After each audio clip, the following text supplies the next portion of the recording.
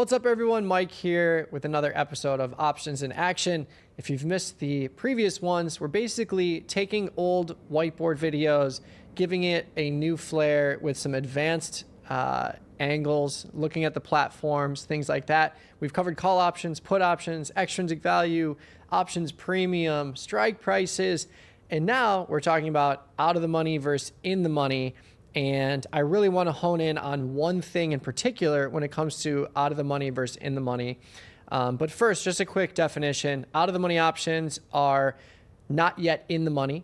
They're made up of pure extrinsic value. So if you buy that option or sell that option and it remains out of the money, the option value will go to zero. It's pure extrinsic value. In the money options have a blend of intrinsic and extrinsic value. Intrinsic value is just the distance between the in-the-money strike price and the current stock price or ETF price, whatever you're looking at. And the remaining value is all extrinsic value. So in-the-money options will retain intrinsic value as long as they stay in that exact spot relative to the strike or the stock price. So it doesn't matter if you're looking at a 1-day option, 30-day option. If it's 5 points in the money, it's going to have 5 points of intrinsic value. One thing I want to look at is strategy differentiation with out of the money versus in the money options. I think there's a really strong takeaway, and I see a lot of people doing this, and I think they can make better trades for themselves by just using a little tweak here. So let's pop into the tastytrade platform and we'll look at it right now. So here we are in the tastytrade platform in all of its glory. SPY is pulled up here, seeing a nice rally here, up 60 points, Nasdaq's up 385. And I like using SPY as an example just because these options are generally penny wide, super liquid. There's 30 million shares traded today in SPY.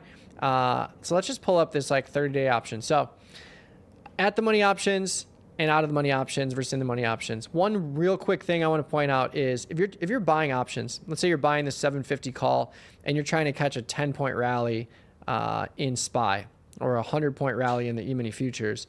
One thing to note is if you buy the out of the money option for $8 and you get the at the money move, yes, you're going to make a good amount of money on that, almost doubling the value that you're buying relative to the at the money price. But if you're buying the 740 instead, it's going to be more costly. And right when it moves in the money, it starts to gain intrinsic value, of course, but it actually loses extrinsic value. So from an out of the money to at the money move, you gain extrinsic value, and that's all you gain.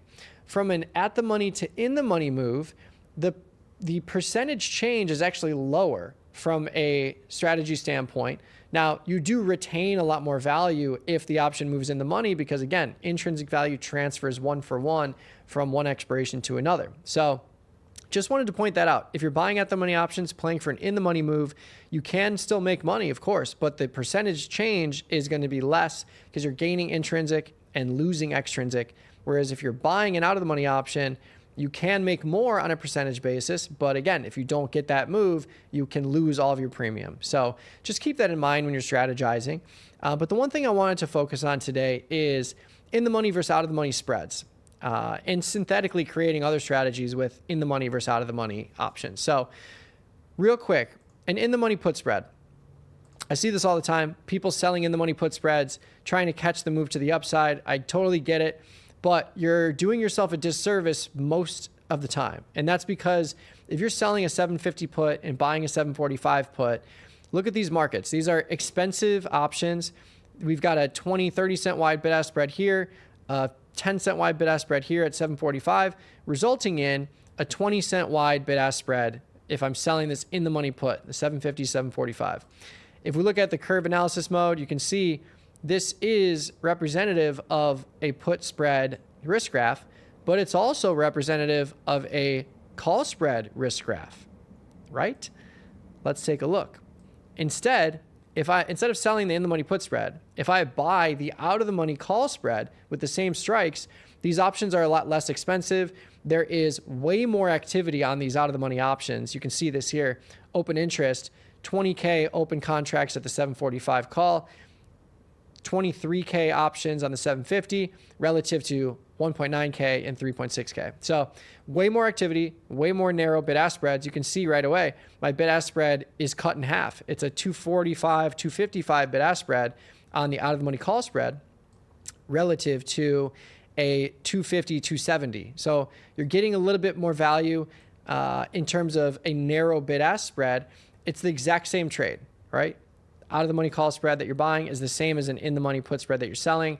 We can see this here. So we're always going to lean with out of the money options when we're strategizing, because you're going to get a more narrow bid-ask spread 99% of the time, and that can result in less slippage over time, and it can create a scenario where you can keep more of the money that you are retaining or making, depending on whether it's a losing or winning trade. And I think that's really important over time, especially if you run this strategy 1,000 times. So always doing this, the out of the money counterpart, instead of selling an in the money spread or buying an in the money spread for that matter. If you use the out of the money options to create the same risk profile, you're going to have a better bid-ask spread. One caveat is, like, let's say I wanted to buy 100 shares of SPY and sell a call against it to create this covered call risk profile. I would put up 35 grand. I would have a max loss of 72K. If I wanted to make this a little more efficient, maybe I give up some of this narrow bid-ask spread on the 745 call and I just sell the 745 in the money put, right? This is the same exact risk profile as if I were to own 100 shares and sell the 745 call. Yes, I have a little bit of a bid-ask spread I need to work with, but it's just one option. So it's easier to navigate, and I save more than $20,000 in buying power effect. Even though the max loss is exactly the same, it's a more efficient trade, all else equal, because I'm using an option to synthesize a stock risk profile. So I think that's really it. When it comes down to selling in the money spreads or buying in the money spreads, if you're doing this, you can create the same exact spread and get a much better market. SPY, we saw better markets, which tells me that if I'm doing this in a different product, like an equity that's less liquid, I'm going to have way better markets on the out of the money side compared to the in the money side. So again, if you're selling in the money put spreads, if you buy the out of the money call spread instead, you're likely going to see a better bid-ask spread, and it's going to be a better trade for you over 1,000 occurrences just from the liquidity alone. Same thing with an in the money call spread. You might be buying an in the money call spread. It's the same exact thing as selling an out of the money put spread on the same strikes. So keep that in mind. Let me know what you think. Maybe you've realized this over time. Maybe you're doing this already. Or maybe this is a new thing for you where you didn't realize that the bid-ask spreads were that much worse with the in-the-money spread. But let me know in the comments below. Please like this video, subscribe to the Tasty Live channel, and we'll see you on the next episode of Options in Action.